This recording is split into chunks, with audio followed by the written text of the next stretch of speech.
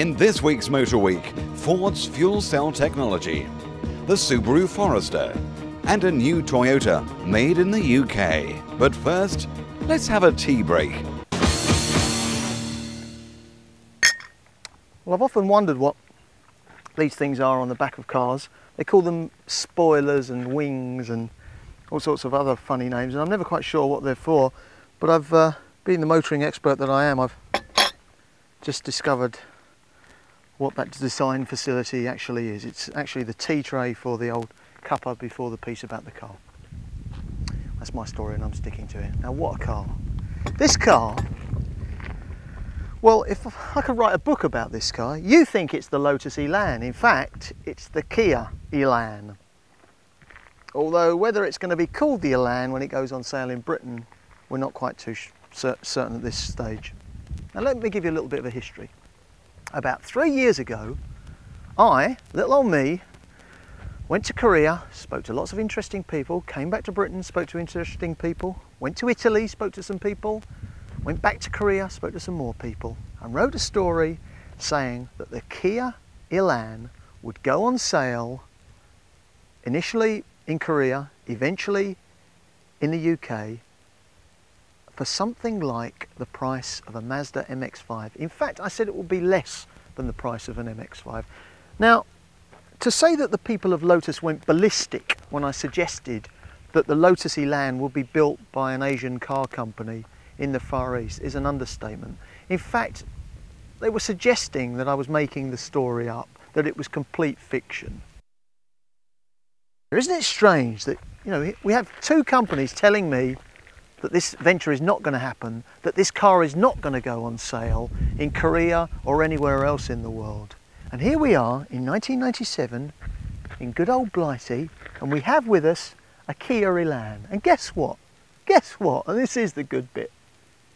The managing director of Kia UK, a man called Mark Quinn, told me only a couple of days ago that he's fighting like crazy to get this vehicle on sale in Britain. And guess what? It will undercut the Mazda MX-5. Rings a bell, doesn't it? I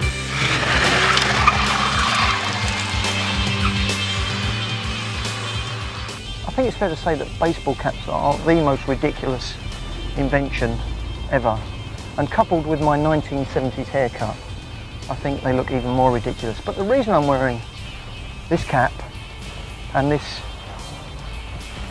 Gore-Tex jacket is the fact that when you're in this car at speed, it's absolutely freezing. I don't know what it is about this car. Normally, of course, convertibles have a good heater.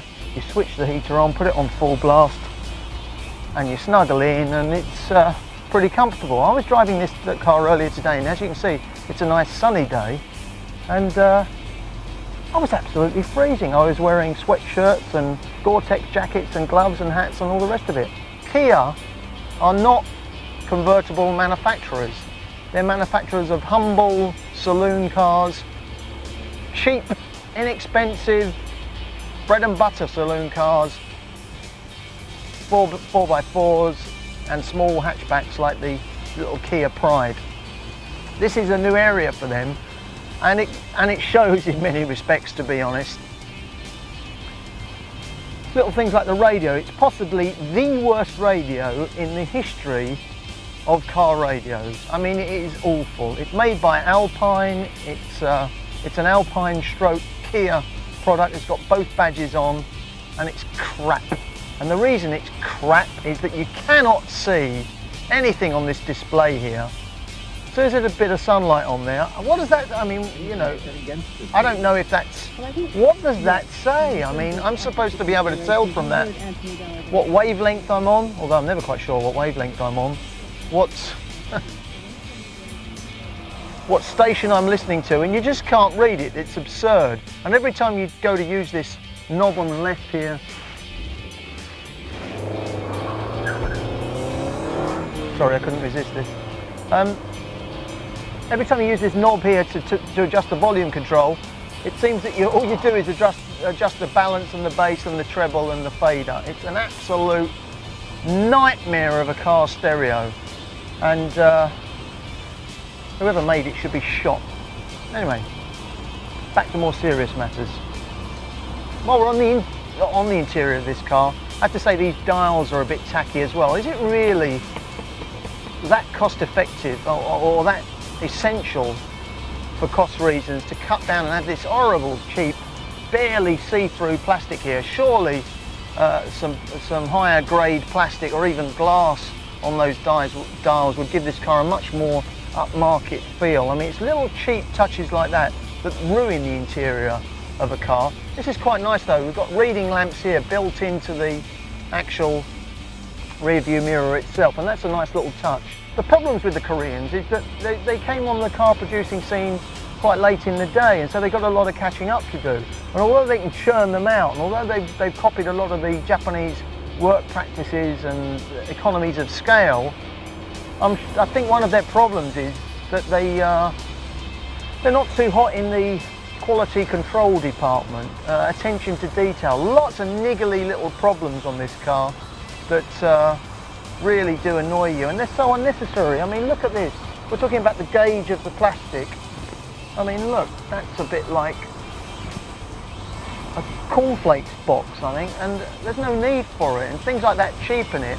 I showed a neighbour of mine who drives a BMW, two BMWs in fact, not at the same time, but I showed, that's not indicative, by the way, of the speed of this car. We've just been overtaken by a scaffolder's van, but I can assure you that we could beat the bastard if we wanted to, but at the moment we don't want to because we're talking about this nice little car.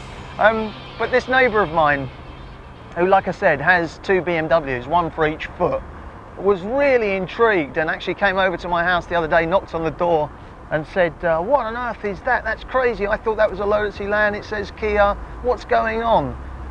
He insisted that I put my carpet slippers, go out with my carpet slippers into the cold night air and talk him around the car. And the first thing he said was, what a cheap, tacky, horrible interior.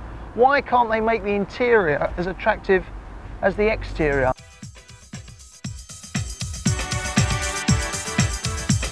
This is being pitched right up against one of the most famous cars from Japan, if not the most famous car from Japan at present, the Mazda MX-5. They want to undercut the MX-5. They want to put this Lotus Elan, or should I say Kia Elan, on sale for less than the price of a Mazda MX-5.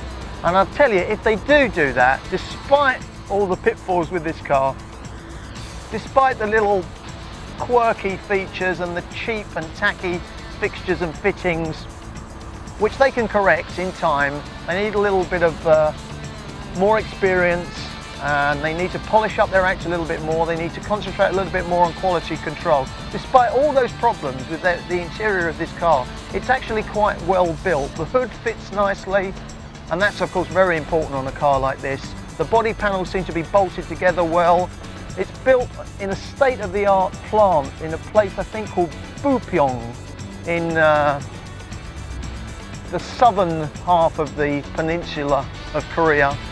And those Korean workers are very willing and very able and very hungry, particularly to take on and beat the Japanese, like I said. Now, how enthusiastic am I about this car? Well, in view of the fact that it looks great, it turns an awful lot of heads, I'll tell you. I've been driving it around now for a few hundred miles, and I didn't think that anybody driving around in a Lotus Elan would really get people's attention, because they've been around for a few years and everybody's familiar with them. But I've been driving this car around, and this is effectively a Lotus Elan with a Kia badge, built by Kia, as I keep saying. But the number of heads I've turned in this car is amazing. I don't know if it's the Kia badge that's fooling them. I don't know if it's the P prefix on it which is fooling them, because people think that the Lotus Elan went out of production years ago. I don't know what it is. All I know is it turns a lot of heads, a lot more heads than a Mazda MX-5. It's a better car than a Mazda MX-5. And if this can undercut the Mazda MX-5, I kid you not, it won't just be the bargain of the year, it will be the bargain of the decade.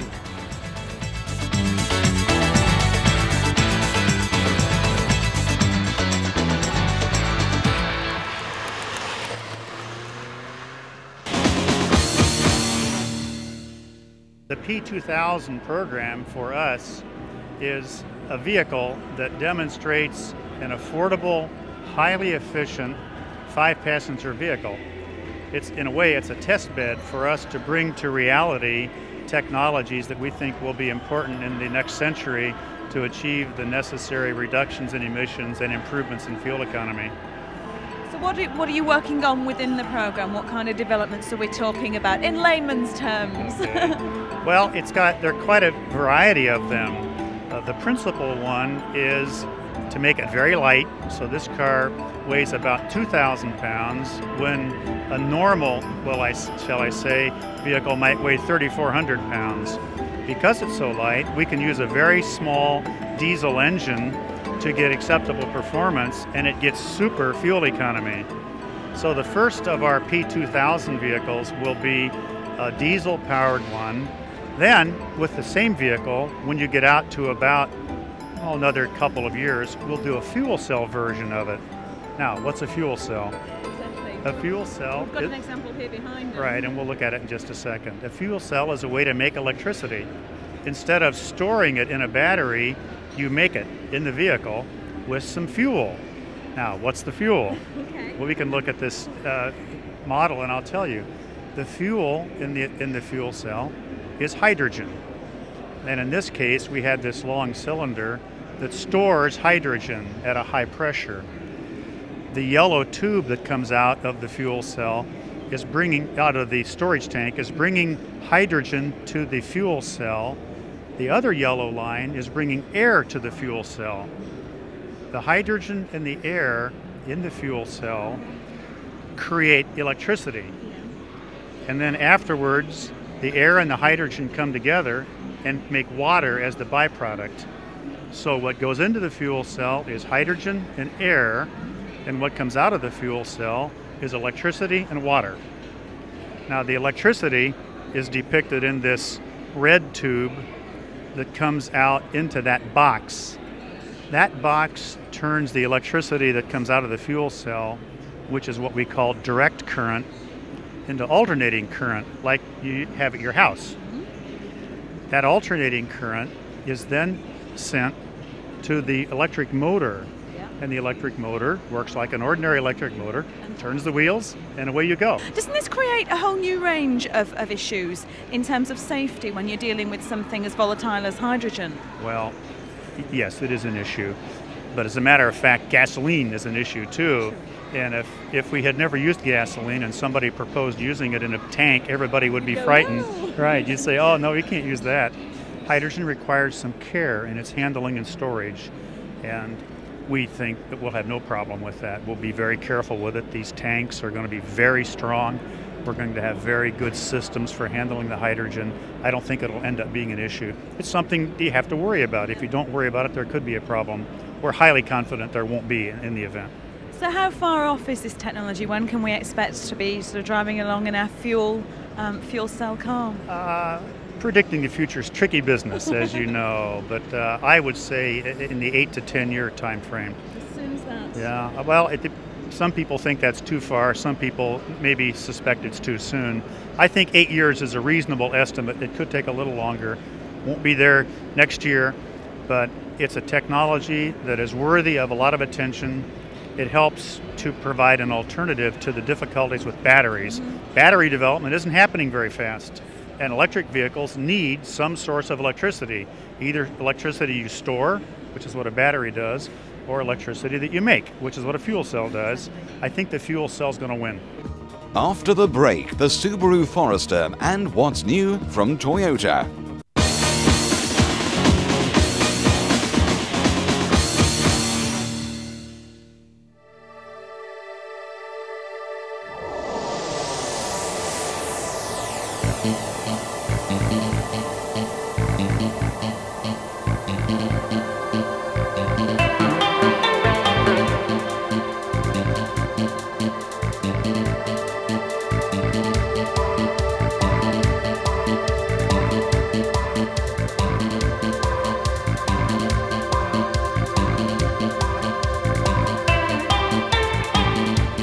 Subaru are one of those car manufacturers that have had a fairly low profile in the UK, but Subaru have been around for a long time, and the cars they produce have great fans in many markets. There's the very impressive Legacy Estate, which is very popular in the rural communities, and the Impreza Turbo, a car that, following its tremendous rally success, has brought many more customers to the Subaru name. Well, now Subaru are about to introduce an all-new model to the UK, and it's this. It's the Forester. The Forester goes head-to-head in the sports utility market against the RAV4 and Honda CR-V. It's priced very competitively, starting at £16,400 with a choice of manual or automatic gearboxes, but just one engine choice, a 2-litre producing 122 brake horsepower.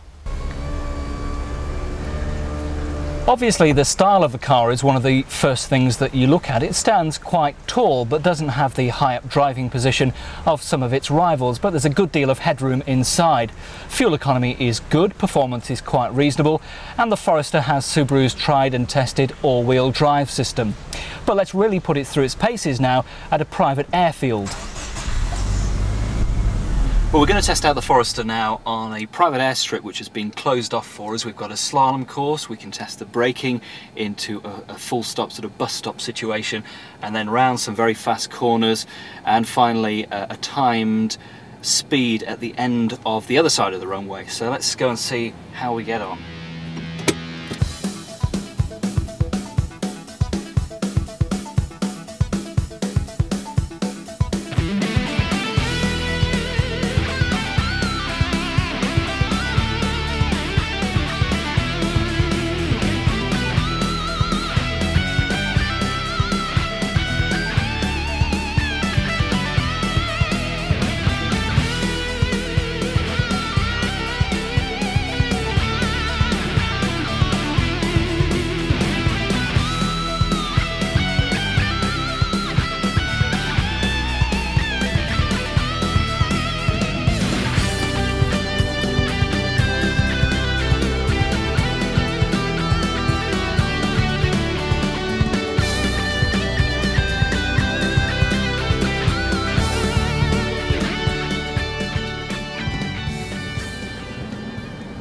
There we are, that's how you do it.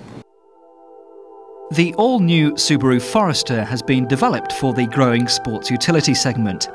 In its development, Subaru has concentrated on the passenger car all-wheel drive technology that makes use of the horizontally opposed engine that they've been developing for a long period of time. So what was the thinking behind introducing the Subaru Forester? Ed Swatman, Managing Director. Well, as far as we're concerned, the Subaru Forester is the car that absolutely had to be. If any manufacturer should produce a product to enter this expanding segment of the 4x4 market, it had to be Subaru, with its history of preeminence in four-wheel drive technology, demonstrated time and time again in its world-beating successes in the Rally Championship. So what do you get for your money inside the car? Well, if you have what Subaru call the all-weather pack, you basically get the lot. You get the sunroof, air conditioning, heated seats, side airbags, but it adds an extra £2,000 to the bill. I felt that perhaps the car struggled on the mountain roads we drove on, and a boost in power to the engine would be quite welcome. In Japan, you can have a 2-litre turbo Forester, but not in the UK. Well, yet anyway.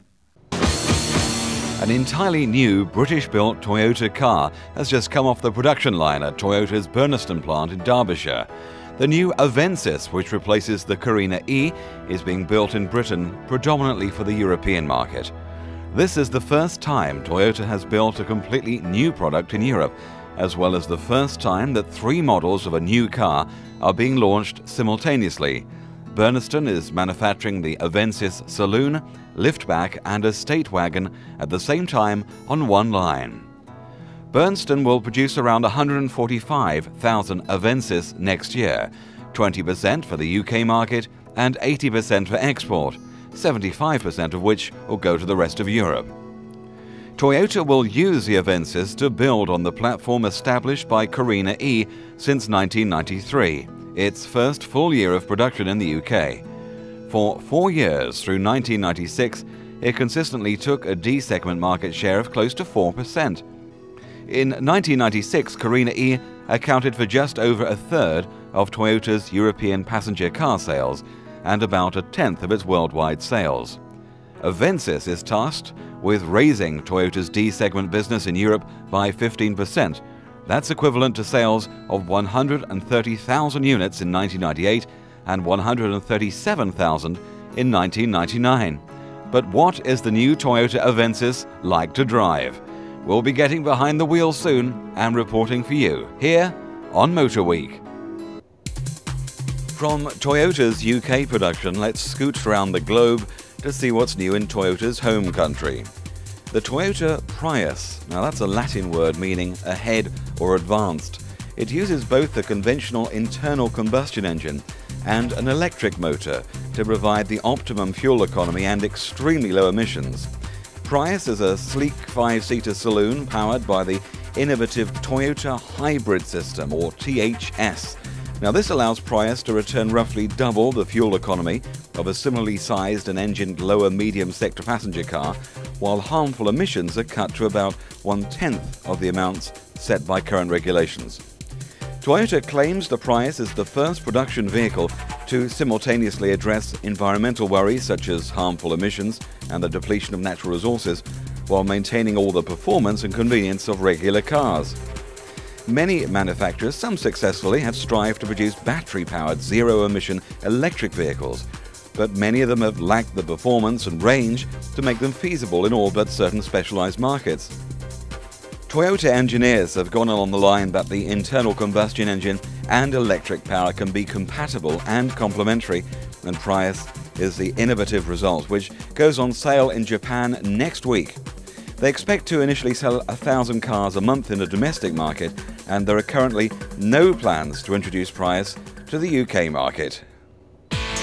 And now fun for two. This is the new concept car from Toyota called the MRS.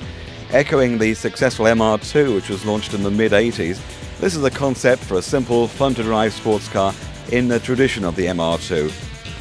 It has a mid-mounted engine for balanced handling, a wheel at each corner for quick, stable manoeuvrability, and is more than a foot shorter than the current MR2.